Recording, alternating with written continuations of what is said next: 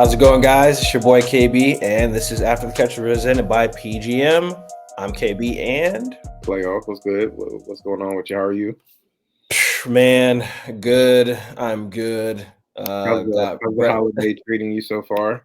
going real well. Using this new laptop for this recording. Definitely psyched about that. Got a new laptop. Good Christmas. What about yourself? Yeah, man. Just glad to have the time off, spend it with family. That's what the holiday is about. So That's it, man. That's it. Hopefully, get some good eats for yourself. exactly, yeah, 100%. Yeah, that's Yeah, a man. big part of it Nah, too. man. This insane weekend with all these games going on.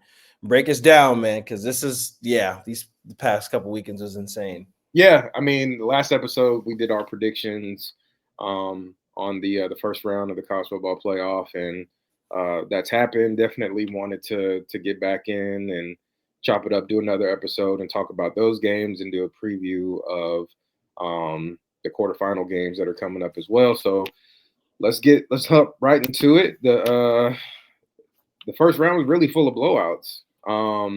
Yes. And just to kind of recap, the scores, and we can get into some of these games a little bit further. But um, you had, you know, with Indiana and Notre Dame game, the final score ended up being 27-17.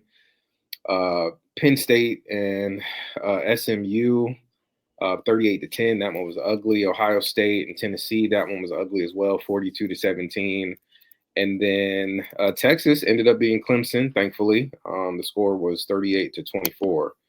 So my question for you, because I think the only game that we really didn't see being a blowout was the game that we thought would be most competitive was Ohio State and Tennessee, and that Yes. turned out to be one of the uglier ones. But do you feel like these scores in the first round, do they indicate that is it evidence that they didn't really get it right as far as these teams that they put in there? I would say it's evidence that I'd probably say that. I mean, for most of the teams that I didn't want making it, which was Clemson and SMU, Mm-hmm. I didn't think they were, going to be able to perform the right way. But I think because the reason why I could kind of give Clemson a little bit of credit in the beginning of that game, they kind of gave me like a scare. I'm like, hold Yeah, up, like yeah, they're standing they up were pretty playing it kind of well. tough. Yeah, Yeah, they're standing up pretty well against Texas, and then Texas started, turning it up, doing more, doing all this other stuff. Sarkisian is a second half coach. People mm-hmm. who are Texas fans, y'all don't know football like that. Y'all know he's a second half coach. I don't know why you make adjustments in the second half when you should be doing the same thing that you've done to always beat your opponents against Clemson. They're no different. Klubnik started playing a lot better. Their running back was doing a lot. Their defense was holding up on the line pretty well. But, as time goes on, you already know how that goes, ground and pound. One's in the trenches. Texas just kept running the ball and kept running the ball and kept running the ball. So they did pretty well. Clemson didn't do anything too surprising. They were just standing up a lot better on defense than I thought they would. That Ohio State game, bro. Like, I don't know what was up with Tennessee, and I'm still on the conspiracy theory that that the quarterback for Tennessee was still concussed and he just played. Homie cracked I his did. helmet. I did see that. I That did was see that. insane. Yeah, yeah. I mean, Clemson. Going back to the Texas and Clemson game, I'm not Mhm. surprised it went the way that it went. I thought Clemson, because they're a well coached team, and they normally play well in big games like that. Mhm. I just felt like Texas overall was just too talented on both sides of the ball for Clemson to really have a real shot at winning the game. I want to say like it had been like a multiple score game like for a while, and then I flipped back over to it, and I saw Clemson was really close to scoring. I want to say I don't know if they were down by 14 or 7 at that point, but they were in the Mhm. red zone right on the goal line, and then Texas ended up stopping them. And I think that's where that was kind of Clemson's last real opportunity to make it a game. And then after that, it Yep. wasn't, it was just kind of over after that. Um, so yeah, I wasn't surprised by that one. Penn State and SMU, it's like I feel like that one went the way that we thought it would.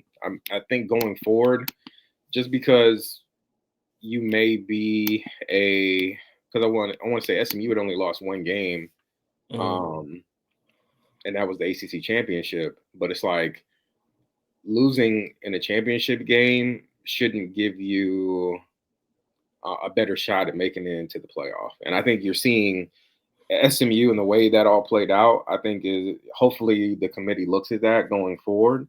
It's like if you haven't really played anybody and you're not really like your strength of schedule isn't really that high, and you've beaten all these weak teams, and just because you lose a Clemson in the ACC championship game, that doesn't mean that you should be in the college football playoff.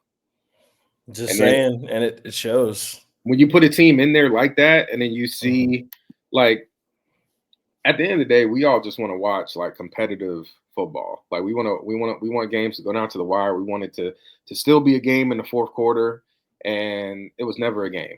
It never was. No. And so, And the funny thing about that is it sucks because the coach, they asked the SMU coach at halftime, and he was just dumbfounded. He's like, I don't know what to do. I don't know, do this, and that. The quarterback looked dumbfounded because he ain't never thrown that many interceptions in a game before. And when you play against a defense that's not, I'm not saying Penn State's not legit, but they got a lot of gems on there, and they're known for their edge rushers and their linebackers. yeah, because of Parsons and absolutely. Yeah. where did Myles Garrett go? Penn State as well? Let me Google that really quickly. I thought Myles Garrett went to Penn State. It might be wrong. Texas A&M. Texas A&M. Okay. But their majority of their defensive players are known for their defense players. So it's just very, very odd. Not odd, but not surprising that they got their asses kicked like that. But 38-10 to 10, like that's insane. So, but yeah. No. And I think you say the same thing for Notre Dame and Indiana. It's like Notre Dame out of the gate, you could tell like Indiana had no shot. Like Notre Dame was just doing whatever it wanted to. And Indiana had never, I mean, they played Ohio State and they got smoked during the regular season, but you could tell they didn't belong on that field at all.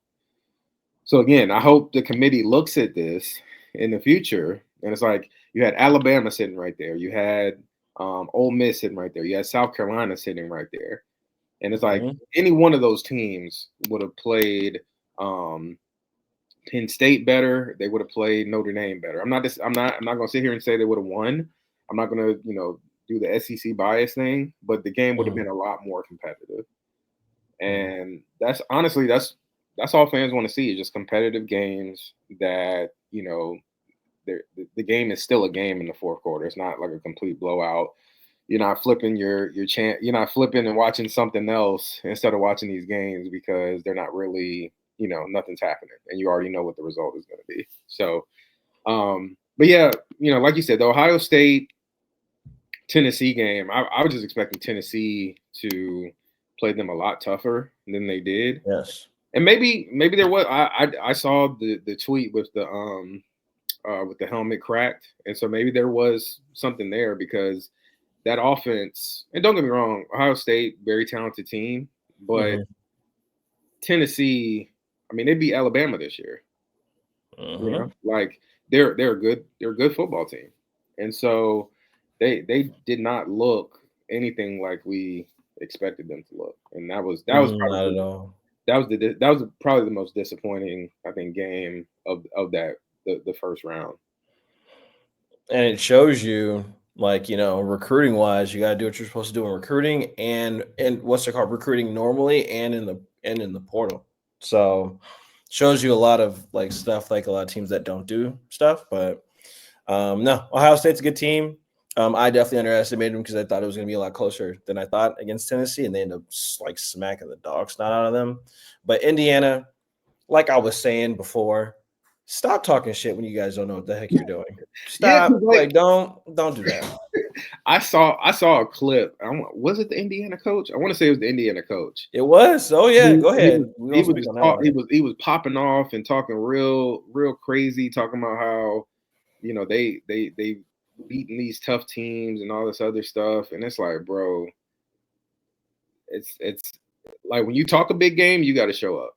And You know, Mm-hmm. this was his opportunity playing against Notre Dame. This was your opportunity to really prove that Indiana was supposed to be in there with these conversations with the big boys and like really earn the seat at the table and all that. And then they go out there and they lay an egg. And like you said, he had no answers. He had no answers whatsoever.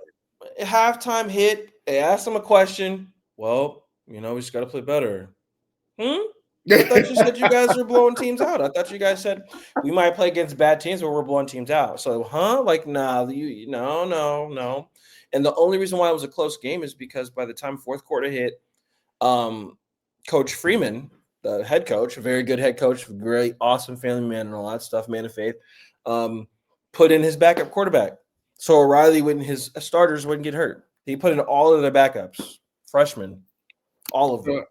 The score could have been a lot worse if they kept the Exactly. If starters they'd have kept their starters in, it could have been like they could have dropped 50. Like it could have been bad. Let that So be a lesson to you, man. It's like don't talk unless you really prepared to back it up. And this was a situation where unfortunately they were not able to back up what that coach had been talking about. and please, guys, leave us comments because I really want to know anybody who's an Indiana fan and anybody who's an SMU fan. Let me know exactly what y'all thought it was because y'all should be mad at y'all own school for not putting y'all against actual competitive games because this is it's a fallacy, bro. Like Absolutely, it's yeah. false hope, and you guys are not playing real. You're not playing against real teams. I'm sorry, like y'all thought Notre Dame was real. Imagine if y'all played against Ohio State, a Oregon, a Georgia, shit, a Florida. That would have been disgusting.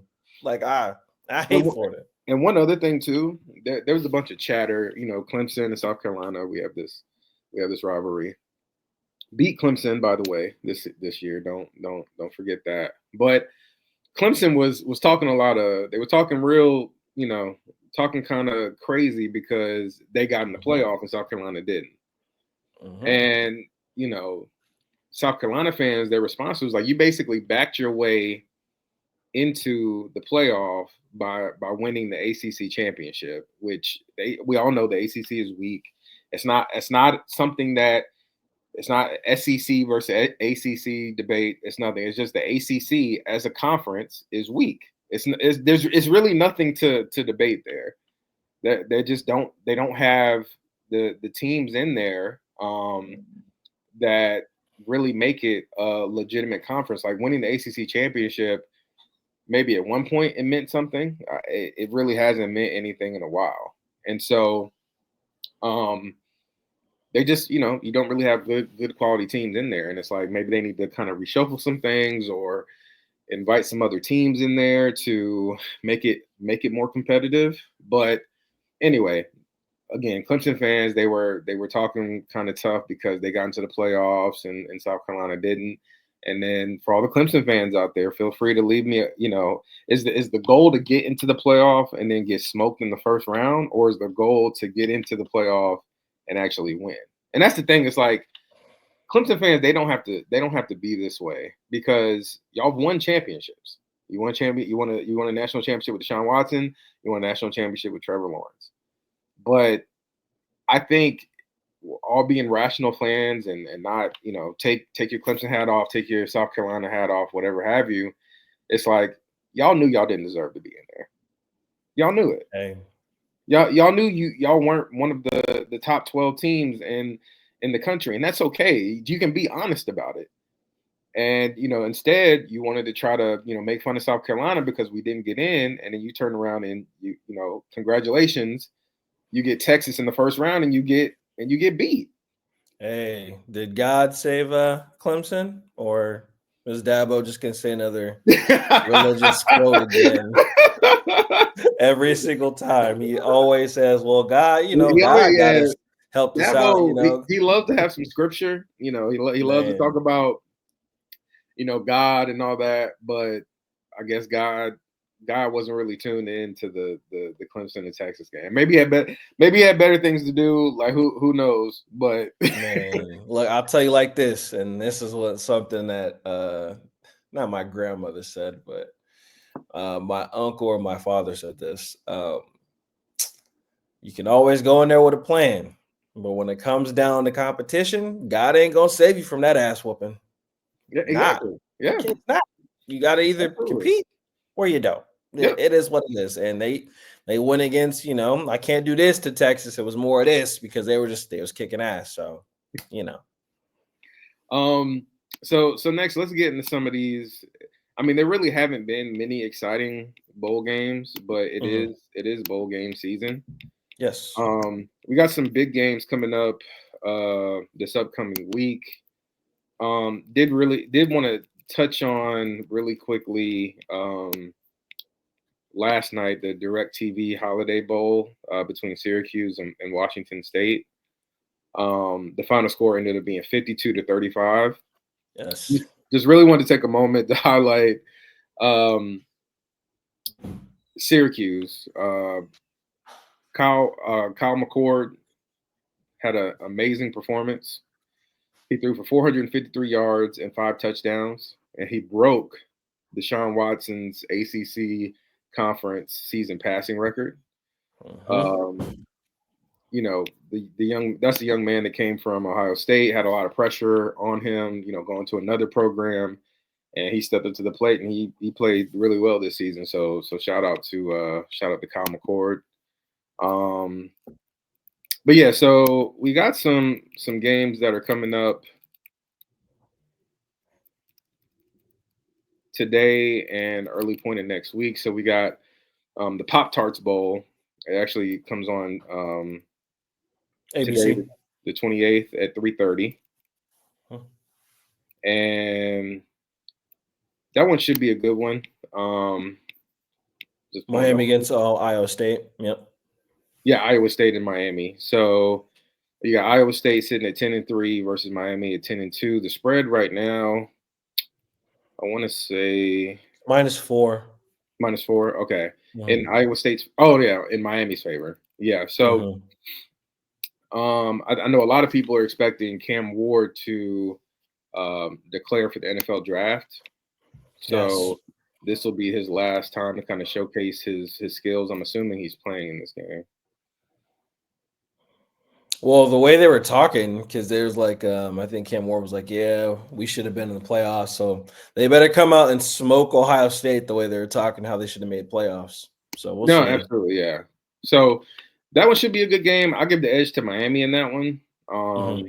And I feel like Cam Ward, like you said, with the way he was just talking, um, he should, go out there and play well. Um, it's his last, real game that he's going to play probably before declaring for the draft. So should be a Exactly. good one. Um, and then tonight we got the Valero Alamo Bowl between BYU and Colorado. BYU finished the season at 10-2. Colorado finished the season at 9-3. Yep. The spread right now is Colorado favored -3. How do you see that game playing out?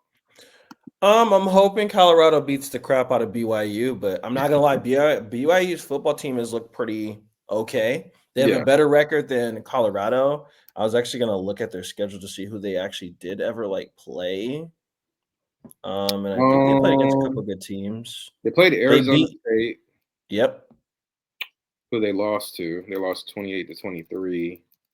Um, to ASU, to Arizona State. They yeah. lost to Arizona State, lost to Kansas, but they beat SMU.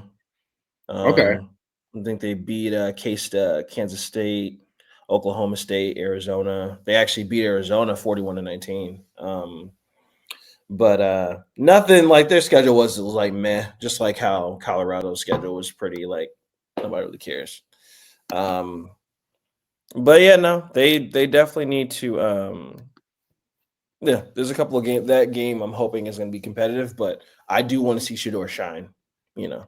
Yeah, I mean, one thing I do admire about the approach that Coach Prime is taking is, the kids are going to play. I mean, Hmm. we all know, this Travis Hunter's last college game, probably. This is Shadur Sanders' last college game, and they could easily, sit out these games and avoid the injury risk. But them taking the approach like, hey, our kids are going to play, and kind of setting that standard. But then also too, I don't know if you saw this, but they're putting insurance on their players as well. So I guess if there is any type, the ones that are considering going to the draft, so if there is any type of injury that happens that could potentially impact like what round they get drafted in or whatever, Hmm. then they'll have insurance.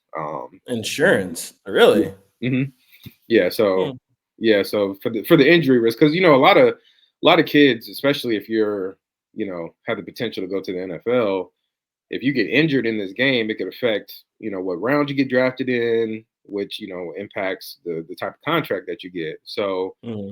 um, especially if it's like a serious injury. So I think that's a really good approach um, for them to take. Interesting. Hmm. Um, yeah, hold on. I was gonna say I was trying to get some more information on that the Colorado Bowl insurance. Oh, good. Because I know for sure it's super weird. That's not weird, but it's just like I think kids should want to play in bowl games because that gives them more tape for the scouts to see. If that for being real, but Okay, no, 100%. So this is the insurance policy. The University of okay. Colorado is taking on historic insurance policies for both Hunter and Sanders. Okay, so those are the only two it's for to provide protection in the event of a catastrophic injury. Um, the policies have been in place since the beginning of the season. Um, Disability insurance policies for elite prospects is not a new concept. The Hunter and Mhm. Sanders standing as teammates, coupled with the figure associated with their coverage, makes this an extremely unique situation.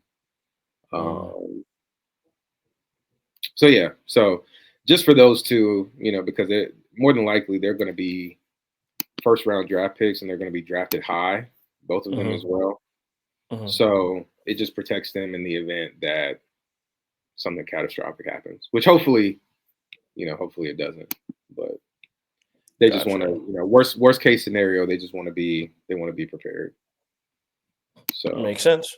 yep. All right. So just to touch on a couple of these other games really quickly. So on Tuesday the 31st, we got the ReliaQuest Bowl. That's Alabama and Michigan. Um, Yes.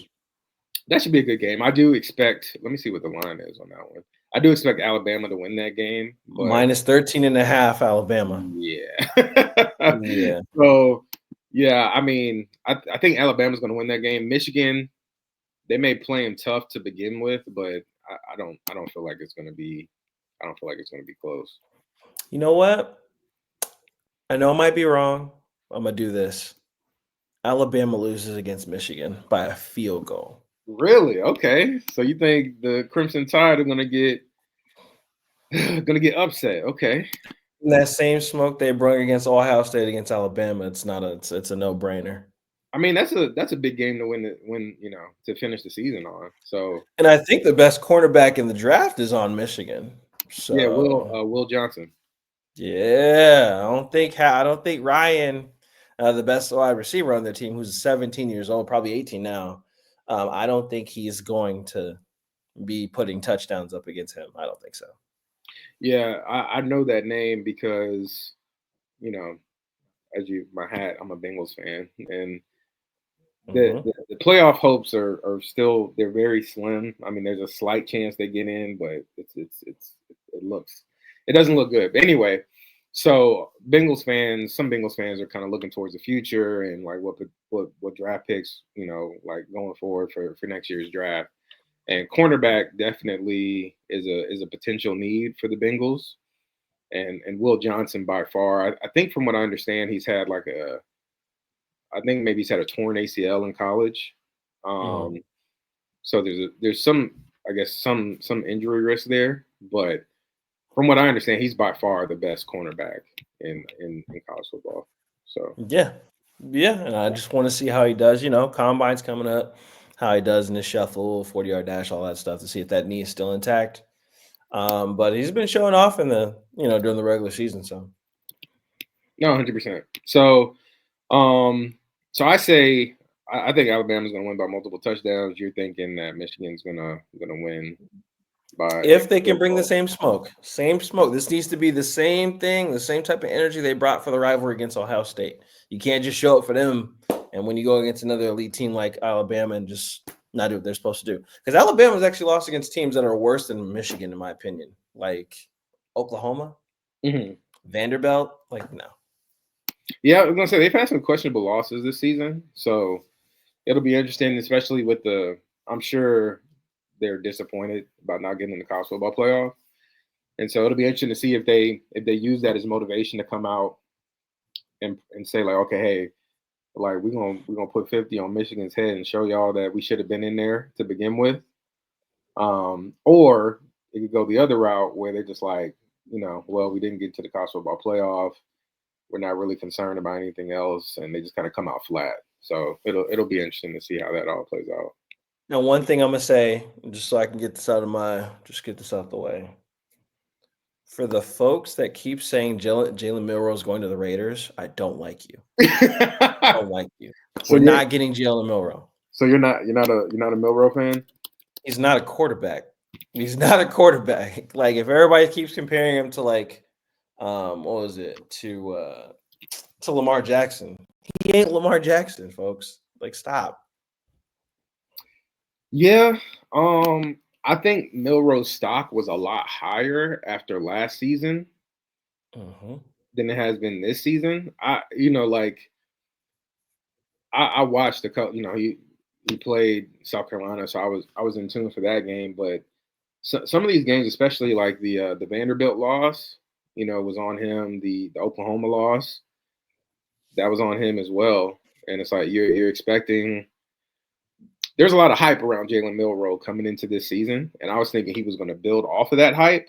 Mm-hmm. But if anything, I feel like he's taken a few steps back, kind of based off of his performance so far this year. And it's simple. The game plan against Alabama is make Milroe throw the ball. Yeah, He he's can't throw. not. He can't throw an accurate pass more than 25 yards. He Yeah, can't. I did not realize he was having as much issues as he's been having with his accuracy. Like I was just expecting. I was expecting that part of his game to grow, or maybe it just never really was that good, and I just didn't realize it. Mm-hmm. Because he definitely he's a dual threat, and he can run the ball for sure, put the ball down and go. But in the Mm-hmm. NFL, you got to be able to throw the ball accurately when you need to, because once teams know that you can't throw the ball, you're done. That's a wrap. That's it. Period. So, and I mean, Lamar Jackson, he kind of came in, and the knock on him to begin his career, and he was still like an electric athlete, and he was doing unbelievable things, but his accuracy to certain parts of the field wasn't as good. But he's worked on that part of his game, and that's not really something that is an issue for him anymore, and that's really why he's kind of taking his game to the next level. And so yeah, Jalen Milroe, that's one thing if he's gonna be an actual like real QB in the NFL, that's something he's gonna have to work on for sure. So, um, 1,000%. last but not least, I did want to touch on the Gamecocks do have a bowl game on the Yes. 31st as well, going against Illinois in the Cheez-It Citrus Bowl in Orlando, Florida. Is it citrus? Jesus. Yeah, so I don't know if the Gamecocks ever played in the Citrus Bowl. I know we played in the Outback Bowl a couple of times. Mm-hmm. The spread right now is -10 in South Carolina's favor. Both teams finished at 9-3. Let me see who Illinois has played this so far this year.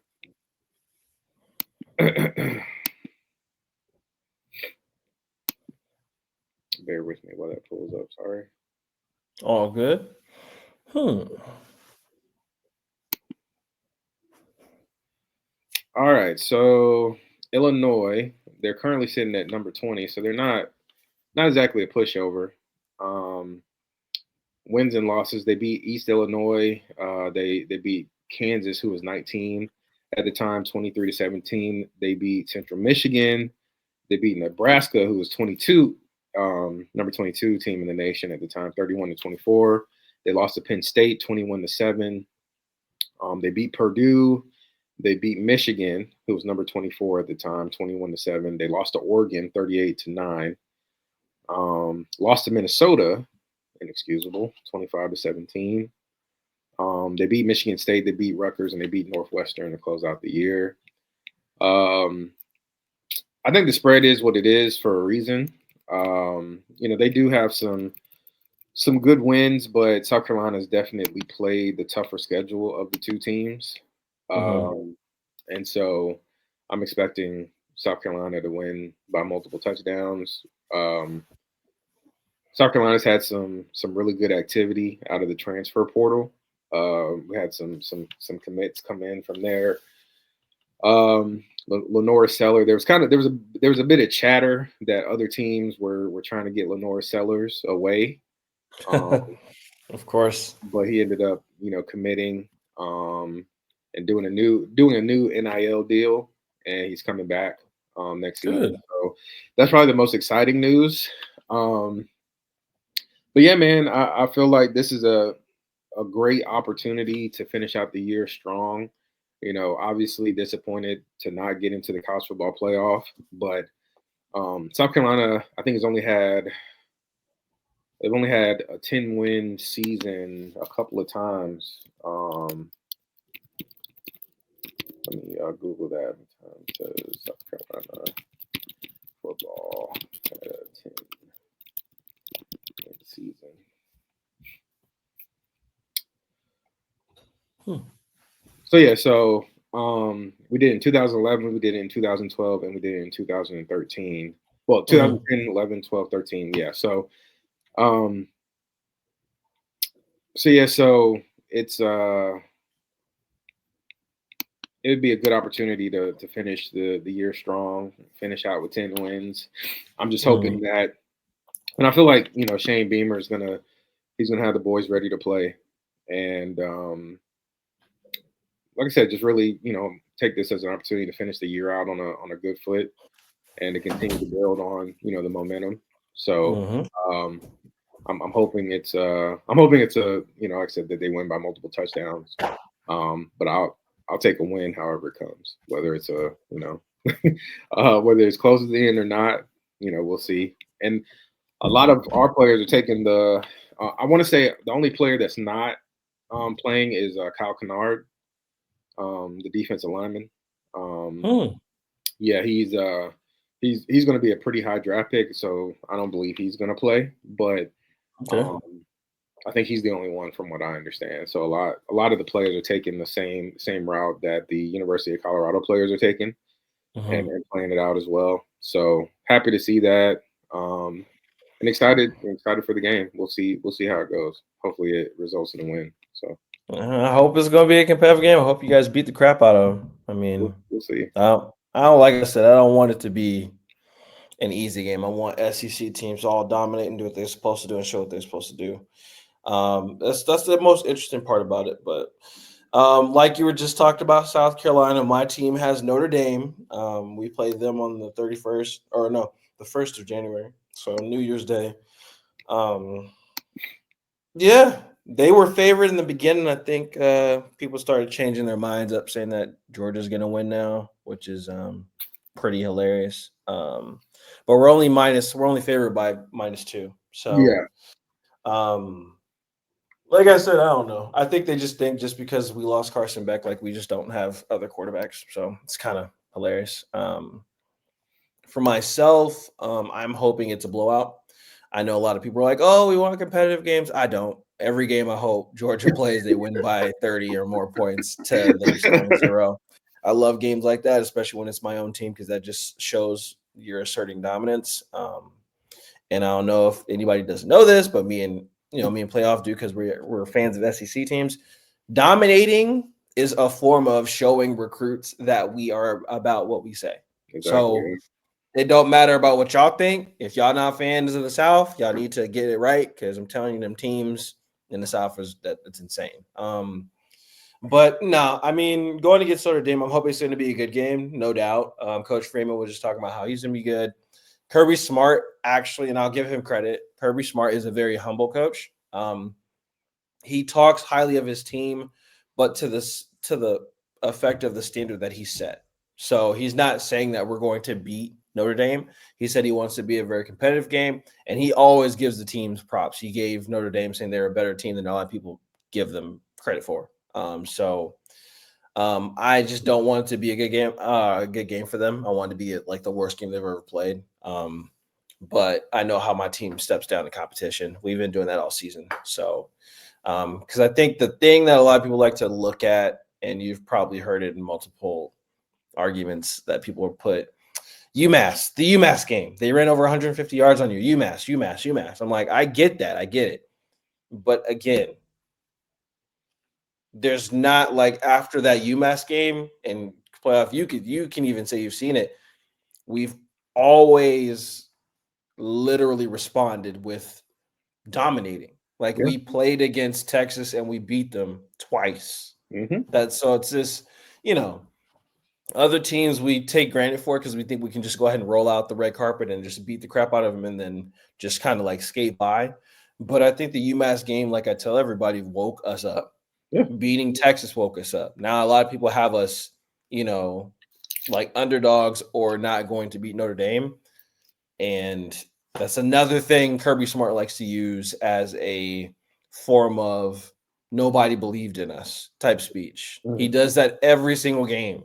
Like it doesn't matter if we're number one, doesn't matter if we're, number 15, because it's just like it's been a while, a year. I mean, for my team especially, because we're number one, then we lost to Alabama the way we lost to them, and then we lost to Ole Miss. Thought we should have beat them, underestimated them as well. And then we end up winning in the SEC championship.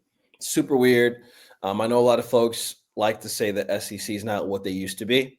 I understand that, but I want those folks who are fans of Cal and fans of teams that don't have a winning culture, y'all can just shut the hell up because y'all don't know what the fuck you're talking about. SEC has dominated. I think an SEC team will win the national championship. I don't think it's Ohio State or Oregon. Like I say, I'll say it again. I don't believe it's either of them. And the fact they're playing each other, somebody's going to get eliminated. So helping us out even more. So. Yeah, 100%. I guess a question for you. And the news came out that Carson Beck's having surgery on that show on the. Who called it? Who called it? Yeah, I told you. Yeah, Come on, man. Yeah. So he's having surgery on that elbow, which is going to end his season. Yep. Who's the backup quarterback? What's his name? His name is Gunner, which you already know who that sounds like. Gunner Stockton. So do you have any concerns? Because he hasn't really played a lot.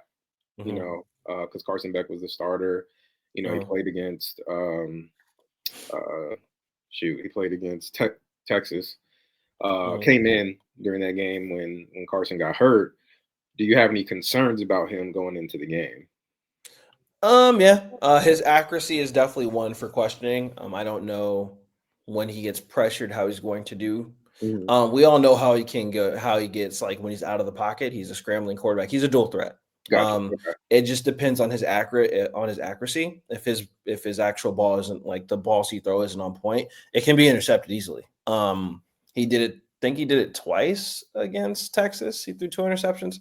But it just depends on what type of offense that Kirby's setting around him. Because the same type of offense that they had for Carson Beck, they can't do for Gunner Stockton, vice versa. Because Carson Beck isn't a scrambling quarterback. I don't give a fuck what everybody says. He's just not. So it just depends on what type of offense they're setting. Mike Bobo's known for his trick plays. So I'm wondering what they're going to do with Gunner Stockton. But look, I'm just saying this, and this is probably the first time I'm probably ever said this, that the Eagles, when they do that little, QB tush push, it can work with Gunner Stockton because he has he can do that. So if that's something that we want to lean on, I think that'd be awesome. We do use our middle linebacker as a fullback, which is pretty interesting. So I'm wondering what we're going to do with that. But no, when it comes to Gunner Stockton, he's just a quarterback who loves to run the ball. He likes to scramble. But it's just like that hit he took against Texas. Like, I'm glad we got that bye. My God. I still cannot believe.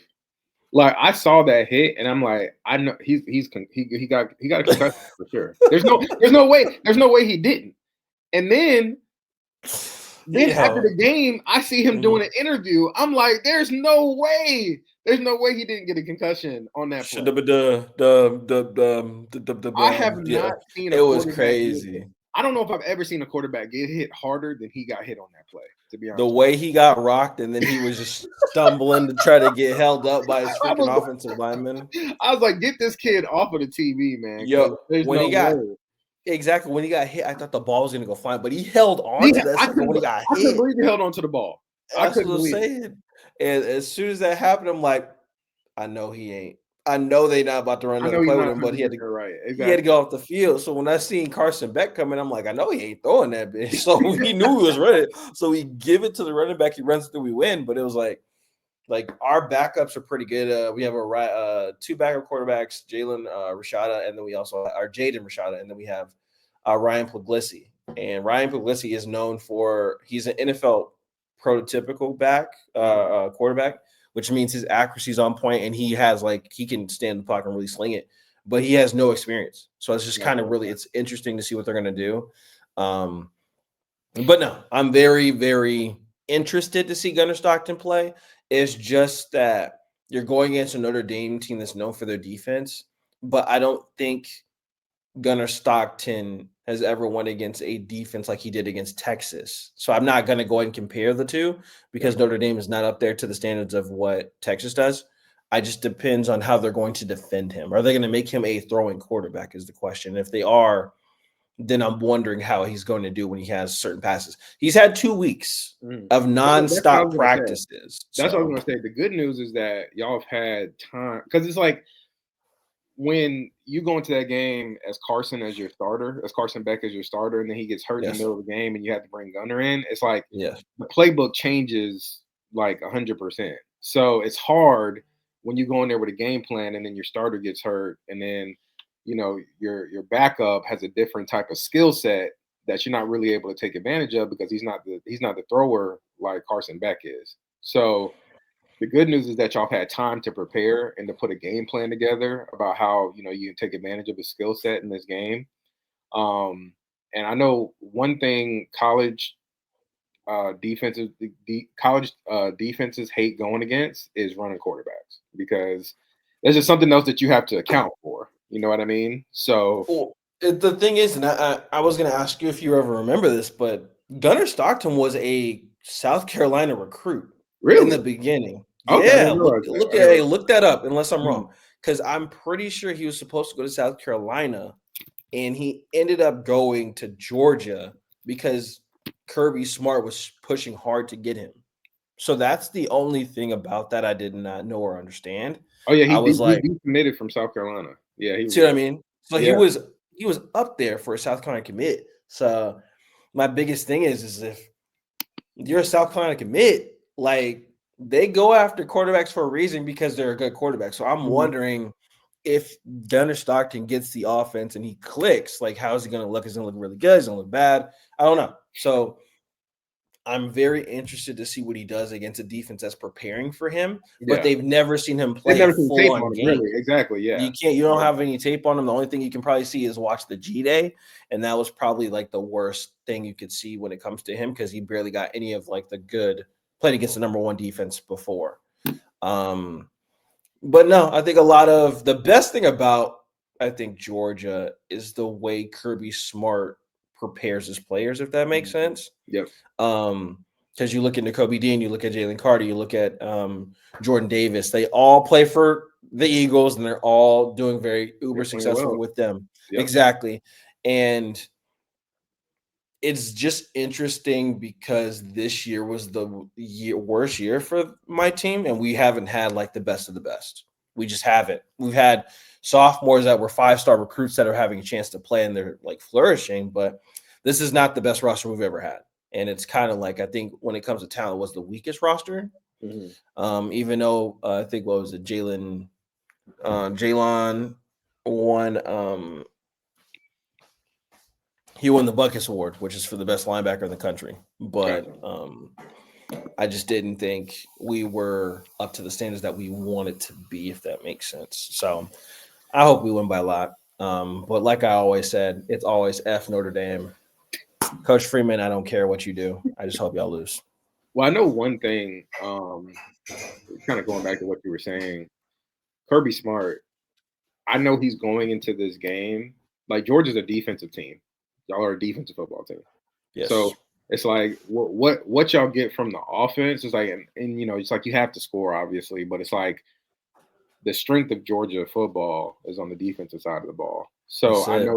I know Kirby Smart is going into this game and really telling the defense like, look, I need y'all to lead. Like we got Gunner coming in, and he's gonna give us what he's able to give us, but we're gonna win this game on the defensive side of the ball. So I need y'all to bring your best, and I know he's gonna have those boys prepared and ready to play. So Look, I'm ready. I said this and I was on a space, Raider space, by the way. Don't ever go on there, y'all, if y'all not ready for to hear depressed stuff. We talk football, we're realistic about our freaking team. But we were in there and we were watching the Notre Dame game. I'm watching how Radley runs the ball, how he plays. I'm legit worried for him because he has never played against a defensive line that have linebackers that can get after you. And the way he runs the ball and scrambles and takes hits, good luck. Because once you get blindsided, it ain't fun. Ask no, Carson Beck. Ask Carson Beck. It ain't fun. So I'm hoping he's on his P's and Q's. I hope that offensive line is protecting the shit out of him. By protecting, I mean has a running back to make sure he protects his blind side. Because Riley, I know he went to Duke. I know he was good and all this stuff. He's had injuries with his legs before. So I'm just saying, like, as soon as because we blitz a lot. So if if you gonna go ahead and scramble, you better slide, pimping. Because if you don't slide, yeah, it might you get gonna ugly. might look here, man. Look, there ain't no might with this. It's gonna look disgusting, and I'm all about hard hits, and I'm just saying I hope hope we get him, but he be scrambling like the way he was running was like going to Stockton scary. Like, bro, you gotta go down, go down. Yeah. Don't take the hit. All right, so let's get into this next game, which I am suspecting is going to be another blowout. One of the in the Fiesta Bowl, we got Penn State and Boise State as the matchup. With Boise State getting the first round bye, which is insane, but Yeah, the spread right now is -11. So, Penn State, huh? Penn State. Yeah, -11 Penn State, and I don't. I mean, the only thing that Boise State really has going for them is Ashton Genty, the running back. Bro, And I know Penn State is going to be very focused on stopping the run, knowing where he is at all times, and just not allowing him to take over this game. Because that's really that's the only shot that they have is Ashton Genty just going crazy. And if he's not able to do that, then it could get ugly really quickly. So yes. um, I'm not really I'm not really expecting that game to be competitive at all, unfortunately. I mean, unless Ashton Genty get over 150 rushing yards and 3 TDs, I I don't mean, know. he's capable of doing that, sure, Yeah, but is he going to do it against Penn State? I just don't. look, I don't really see it. I don't see it. I'm gonna look for the first 2 series of Boise State on offense. If they're stacking the box and Boise State's still trying to run, that's gonna show you that that's all they have. Like they're gonna have to try to air out the ball. Yeah, Period. You know what I mean?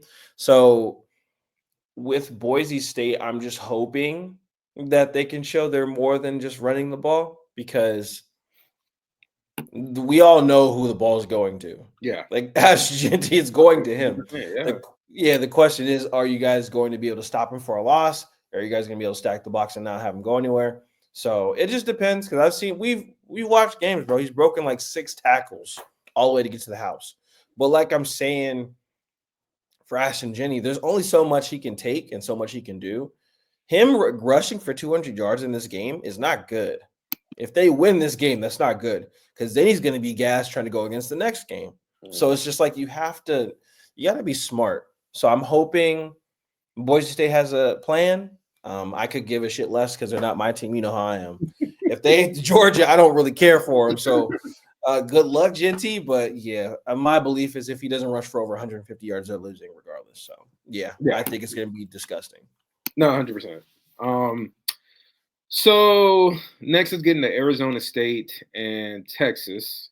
That is in the Chick-fil-A Peach Bowl. Right now, the spread is at a minus 13. Um, That's being yeah, nice. That's yeah. being nice.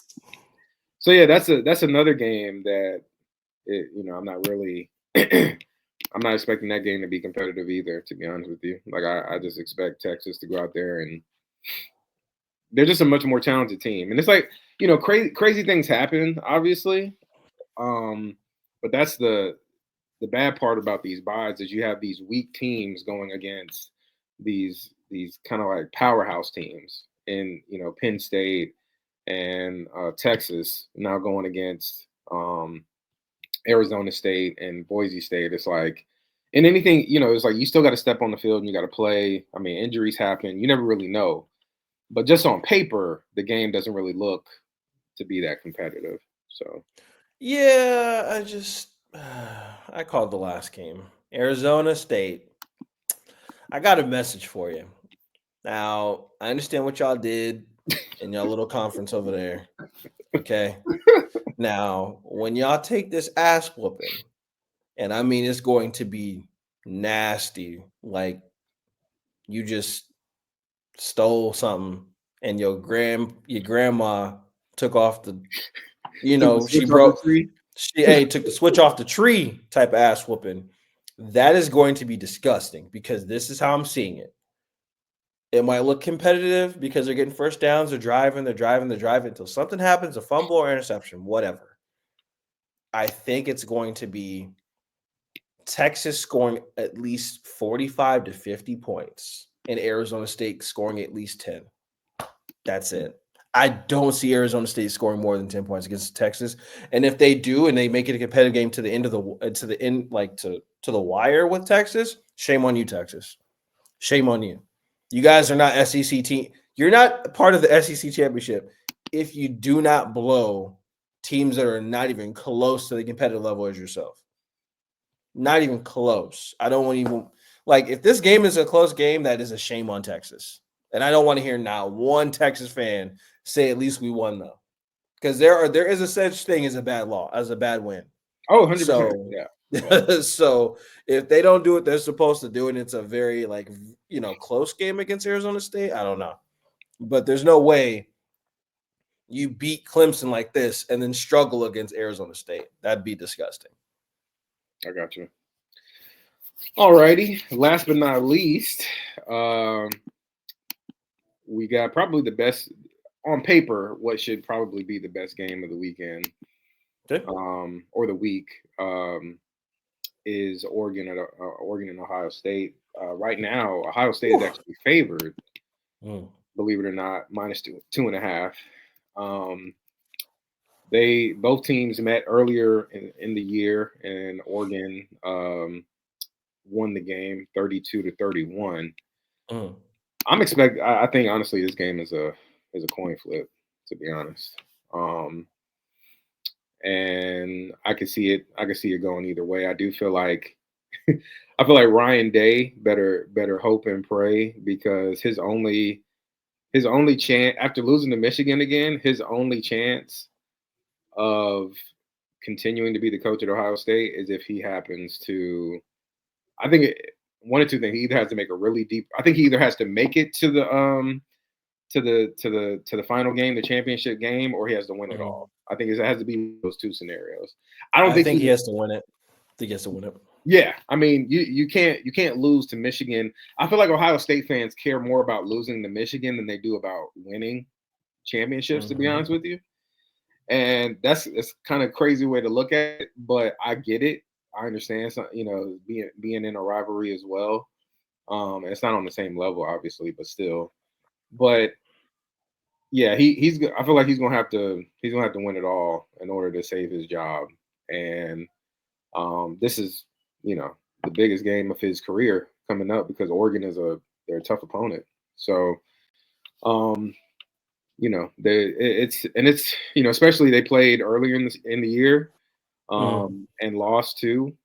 So I mean, hopefully they're using that as motivation, and Ryan Day is just really, getting those boys ready to come out there and play a good game of football. But like I said, I can see it. I can see it going. I can see it going either way. Same. I mean, I think they need to win it all. That dumb, like I said, that dumbfounded face that he had when they lost against Michigan is all I kind of rely on and kind of look at. And it's just like, bruh, like y'all know y'all should have won that game. Y'all lost. So that sounds like a personal thing. Sounds like they did take a lot of their frustration out against Tennessee, rightfully so. My biggest thing is Dylan Gabriel, decent quarterback, not the best quarterback. Plays on a good team, good Ohio, good Oregon, good Oregon State. Shit. Gabriel is a good quarterback on Oregon University. God dang. Um, he is decent guy. I don't know how tall he is. I thought he was short. So I don't know how they're going to defend against him. I know he's not a scrambling quarterback, so if he does try to run it, Ohio He's State's 6 foot. He's 6 foot. 6 foot. So Yeah. they're known for their defense for Ohio State. So it just depends on how they can contain Oregon's offense. I Yeah. don't think Oregon's defense is that good. I just don't. Um, but yeah, should be a competitive game. They're number one in the nation. I think the only game they lost, no, they didn't lose a game. Yeah. You're They right. haven't They didn't lost a lose a game. game. Yeah, they haven't Yeah, lost a they game beat yet. they beat Ohio State. So Hmm. I think Ohio State has some shit to work out with that. It just depends on what they decide to do. But yeah, I think it's going to go down the wire, and I think it goes to overtime. But I think Ohio State does end up beating Oregon. Yeah, I know for you as a Georgia fan, you can't really lose because it's like these are two of the stronger teams that are left in the, Yep, and so it's like whoever loses the game, it benefits Georgia, assuming that y'all win your game against Notre Dame. that's Um, it. And then they have to play against if Texas wins, then they're playing against Texas right after. So it's like I don't really, yeah, not really looking. Don't know who we're playing, but it ain't gonna be Texas, Oregon, or Ohio State until national championship. yeah. So it's lining up. It's lining up pretty well for Georgia, to be honest, because it's like, So I mean, I do feel like Penn State is gonna beat Boise State convincingly, but yep. to be honest, it's like I feel like Penn State is nowhere near the level that Georgia is. So, um, like I said, I feel like things are lining up really, really good for y'all. So, I um, just for me, it's just like we can all speak so well about Georgia, but then they come and have a flop game against Notre Dame. You know what I mean? So it's just well, for it's me, like the it's like thing, they've been up and down. like you were saying, I feel like when you're dealing with young, like when you've won so much, and it's not like the message is getting stale or anything like that, but I just feel like sometimes, like when you know you're a good team, you can kind of like you mentioned the Massachusetts game, or even the Georgia Tech game. It's like that Georgia Tech game shouldn't have even been as close as it was, for y'all.